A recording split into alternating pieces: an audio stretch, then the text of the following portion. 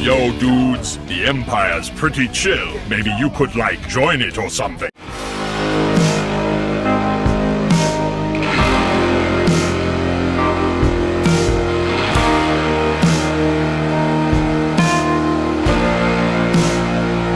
Hey everyone, Lucamus Prime here. So, it's time for the next episode of a movie that didn't need a sequel. And in today's video, guys, I'm going to cover this time an example of an animated movie which, in my opinion, did not need a sequel and was better off staying as a standalone movie. This film, of course, is from 2011, directed by Kelly Asbury, may he rest in peace. And this film, which I think did not need a sequel, is none other than, of course, Gnomeo and Juliet. So, you guys are probably wondering what do I think of this movie. So, I've seen this film quite a lot of times. I first saw it when I was a kid on DVD, and I think it's a really fun comedy movie. Really funny, and of course it's loosely based on Romeo and Juliet by William Shakespeare, and it's definitely, you know, a pretty fun movie in my opinion, and I think it was really fun to watch. And so you guys also probably going to be asking me, why do I think it ended perfectly? Well, of course, at the end of the movie, the two families being the Montagues and the Capulet gnomes, they of course have a fight, and of course, compared to, of course, the book by Shakespeare, the two main characters, Romeo and Juliet, they of course don't end up dead, because they're able to of course, you know, survive what happened with the lawnmower crashing onto them. They're able to survive because they emerge from the ruins alive, and of course as well, Tybalt, compared to, of course, also the book where he of course also dies. In this, of course, he does get smashed, but because he's a gnome, he's able to be repaired. And of course, at the end of the movie, of course, Romeo and Juliet get married, and it's a happy ending for them right there. So, I get that they, of course, changed the ending of Romeo and Juliet by Shakespeare because they probably wanted to make it, you know, less dark, because it's a family-friendly movie, so fair enough, of course. And the gnomes aren't, of course, the actual characters from the book, are the gnomes, so yeah, exactly. And so yeah, this film was definitely a lot of fun for me to watch, really fun, and I really enjoyed it. However, though, unfortunately, 7 years later, we somehow got a sequel. And when I heard about this sequel being made, I was questioning, why? Because, first of all, William Shakespeare never even wrote a sequel to Romeo and Juliet. He ended the story right there where it was. He didn't do a sequel. And also, for some reason, guys, this sequel was also going to involve a gnome version of Sherlock Holmes. So, what? Why would you cross over Romeo and Juliet with Sherlock Holmes? That just doesn't work at all. And this sequel, of course, was none other than 2018's Sherlock Gnomes. Oh my god.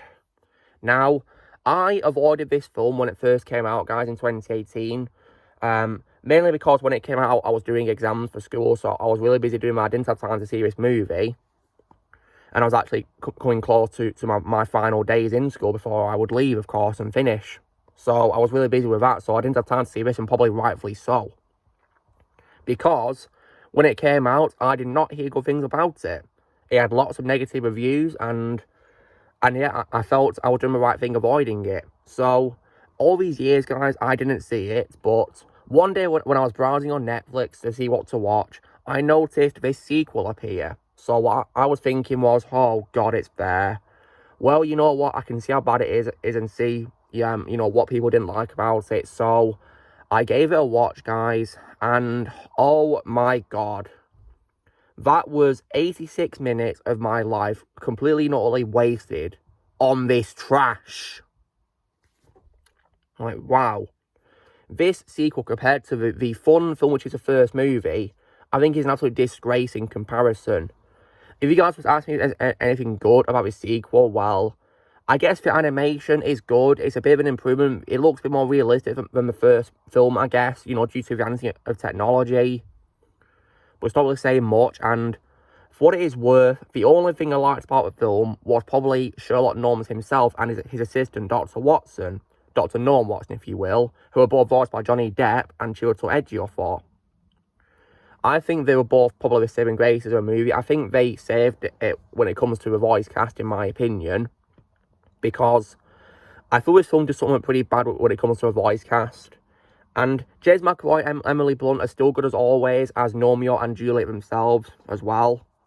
However, what I think is ridiculous about this is probably how many of the characters from the first film are wasted.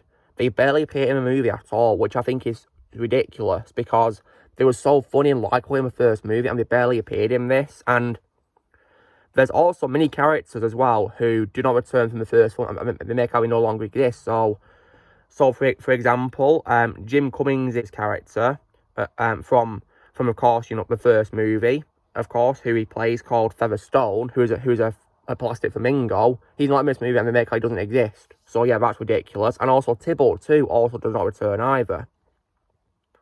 So that was just really stupid. And oh man, I can't believe he did that. And also as well, when it comes to the villain of the movie, it's of course one of the nemesis of Sherlock being Moriarty.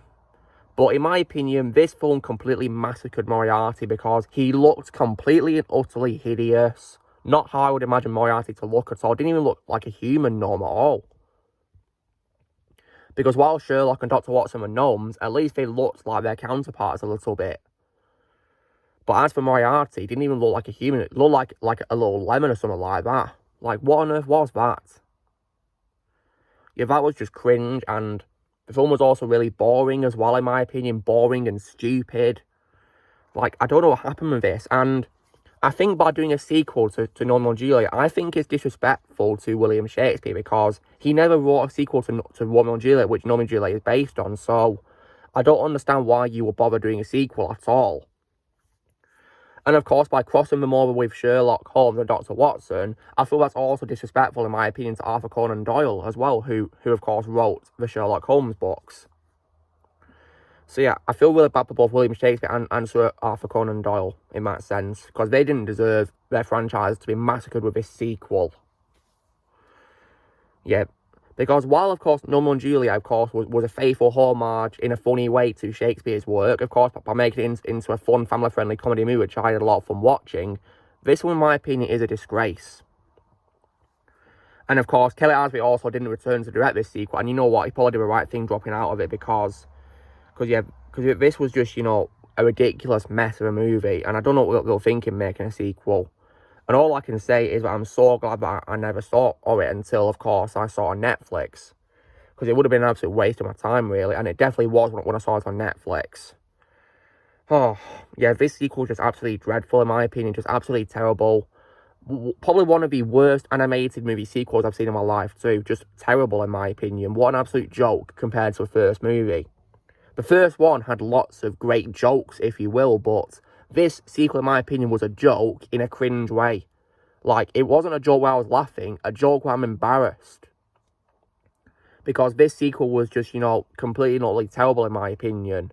And what it was executing, because it had such a poor execution of a plot. And I didn't have a clue what they were trying to tell with it at all. No clue whatsoever. And it was so bad, guys, I was also tempted to turn it off many times too, because it was that bad. Probably when they first introduced Moriarty, because, yeah, he looked absolutely horrendous in this. Just simply not Moriarty at all. And I just couldn't believe what I was watching at all with this. It was just absolutely terrible. And I like to pretend I live in a world where there's only one Romeo and Juliet movie, just for one. When it comes to own, guys, I do own the original movie somewhere on Blu-ray, of course, because I recently got it upgraded to Blu-ray. I used to have it on DVD, and it's in one of my boxes somewhere. I'm going to keep that away. There is no way I'm ever going to buy the sequel. Hell no. No way at all I'm going to buy it, because I think it's terrible. If you guys ever want to watch it, then in my opinion, it's only worth watching for Johnny Depp and Chiwetel Ejiofor. Just those two, to be honest. That's it. Other than that, no, it sucks, in my opinion. So yeah, in my opinion, there can only be one Romeo and Juliet movie. Just the first one. Just that. So guys, this week covering why, in my opinion, Romeo and Juliet from 2011 is definitely a big example in the animated film territory of a film did not need a sequel. So, you know, a drill, guys, be sure to give this video a like. Also, be sure to tell us in the comments what you guys think of Gnomeo and Juliet. Do you need a sequel or not? Let me know in the comments below what you think. Also, be sure to join Team Prime by pressing subscribe and videos coming in the future. If you would like to be a member, you can join using a piece of ads or kilo description, and I'll see you all later.